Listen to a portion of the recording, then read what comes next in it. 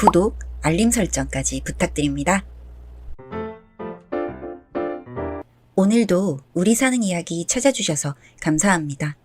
사연자분이 보내주신 이야기 시작해볼게요. 안녕하세요.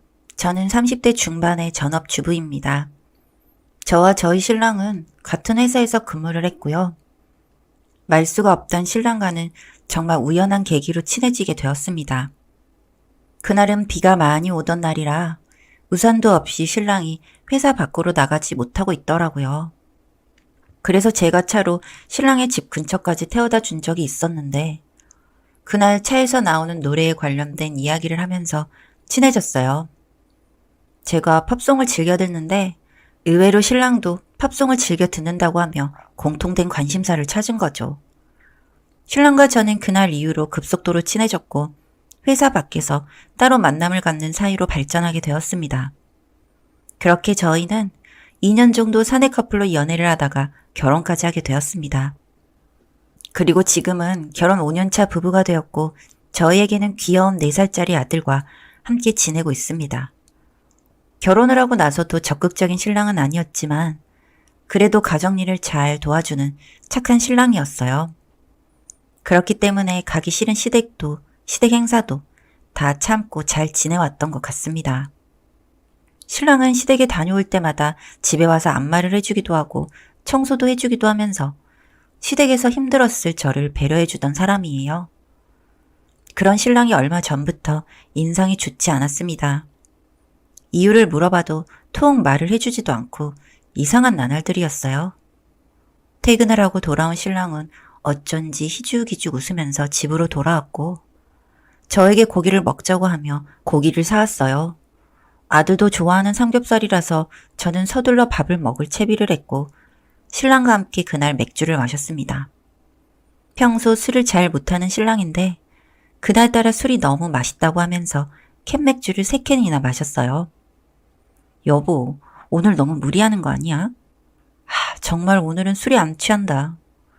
평소에 술도 못하는 사람이 웬일이래? 밥을 다 먹고 아이를 재우고 왔는데 그때까지도 신랑은 혼자서 술을 먹고 있었어요. 그러더니 저를 불러 앉혀서는 술을 한 잔 더 하고 싶다고 했고 저도 신랑이랑 술을 먹은 지가 오래되기도 해서 좀 과음을 했습니다. 자고 일어나니 전혀 기억이 나지 않았고 이미 신랑은 출근을 했는지 옆에 없었어요. 제가 제대로 늦잠을 잔 덕분에 아이도 유치원에 가지 않았고 그렇게 농땡이 아닌 농땡이를 쳤습니다. 그날 저녁 신랑은 제가 피곤할까봐 먼저 출근을 했다고 이야기를 했고 저녁을 먹고 아이와 함께 TV를 보고 있었어요. TV에서 군대 관련 프로그램을 보고 있었고 신랑이 마침 군대를 해병대를 나와서 군대에 대해서 이것저것 물어보고 있었는데 신랑은 이제 기억도 안 난다고 하면서 말을 얼버무리기 시작했습니다. 분명 군대 부심이 있던 사람이라 했던 이야기를 몇 번이나 할 정도로 군대 이야기를 좋아하는데 모르는 척 하길래 이제 철이 들었나 하는 생각을 했어요. 그리고 나서 며칠 뒤 비가 오던 날 저는 우산을 입고 간 신랑을 데리러 아이와 함께 차를 타고 나갔습니다. 신랑이 차를 타고 비 오는 날 꽉 막힌 퇴근길을 가고 있으니 어쩐지 갑자기 신랑과 연애할 시절 생각이 많이 났어요. 그래서 휴대폰으로 연애할 때 자주 듣던 노래를 틀었는데 옆에 있던 신랑이 휴대폰을 획 하고 뺐더니 노래를 넘겨버렸습니다. 왜 그래? 당신 그 노래 좋아하잖아. 오늘은 안 듣고 싶어. 서운하네. 오늘 같은 날 딱인데. 난 저런 영어 노래 뭐라고 하는지도 모르겠고 별로야. 그래도 노래 듣고 있으면 우리 사귈 때 생각나지 않아? 시간 빠르지. 그러니까 당신이랑 같이 회사 다닐 때가 엊그제 같은데. 김 부장님 딸은 유학 갔다가 돌아왔대? 글쎄, 요즘 이야기를 안 해서 잘 모르겠네. 신랑은 그러면서 다시 휴대폰을 만지작거리면서 노래를 들었습니다. 혹시 그런 느낌 느껴본 적 있으실까요? 내가 아는 신랑이 맞는데 엄청 뭔가 낯선 기분이 들 때요. 저는 집으로 돌아왔고 집 앞에서 빗물에 미끄러져서 몸이 엉망이 된 아들을 신랑에게 좀 씻겨달라고 했어요. 신랑은 내가 어떻게 하냐고 하다가 아들이 신랑의 손을 잡고 화장실로 들어갔고 곧이어 아들이 자지러지게 웃는 소리가 들렸습니다. 잘 놀고 있는 것 같아서 저도 저녁 준비를 했고 밥을 먹으면서 아들에게 뭐가 그렇게 재미있냐고 물었더니 신랑이 비밀이래요. 사이좋은 부자를 보면서 기분 좋게 밥을 먹었고 신랑은 자연스럽게 밥을 먹고 맥주 한 캔을 따서 아들과 TV를 보고 있었습니다.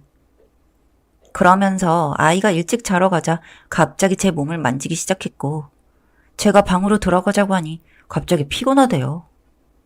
신랑이 요즘 들어 다시 신혼때로 돌아간 듯이 저와 스킨십이 좀 늘어나기는 했지만 관계를 하는 날은 잘 없었습니다. 그리고 다음날 신랑이 퇴근을 하고 돌아와서 집 이곳저곳을 살핀 이후에 저에게 별일이 없냐고 물었고 매일 집에만 있으니 별일이 있을 게 없어요.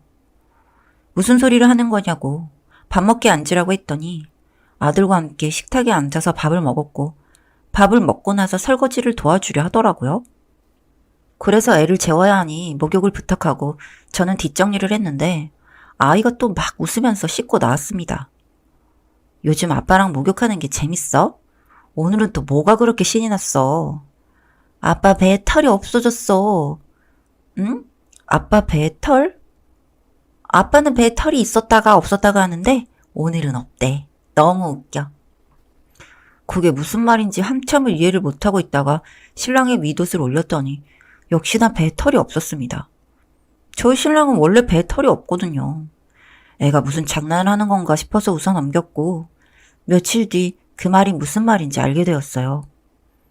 며칠 뒤 신랑과 저녁에 맥주를 마시며 TV를 보다가 아무 생각 없이 배에 손을 넣었는데 거칠한 털이 만져졌습니다.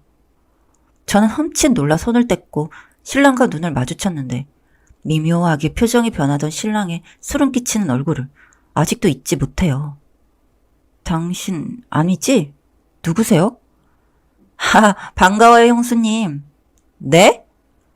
그 남자는 어디론가 전화를 걸었고 이내 집 밖으로 나가버렸습니다. 그리고 다시 돌아온 신랑은 좀 전에 그 남자와 다른 옷을 입고 있었고 제 앞에서 무릎을 꿇고 울며 이야기를 하더군요. 자기 쌍둥이 동생이래요. 예전에 20살 초반에 사고로 어떤 사람을 죽게 만들었는데 그때 신랑은 공부도 잘했었고 미래가 창창했고 쌍둥이 동생은 고등학교를 자퇴하고 알바를 하며 지내고 있었다고 합니다. 사람이 죽은지라 누군가 실형을 살아야 하는데 형은 그나마 미래가 창창하다고 생각한 시부모님이 동생을 설득해서 형 대신 감옥에서 실형을 살고 얼마 전에 출소를 했대요.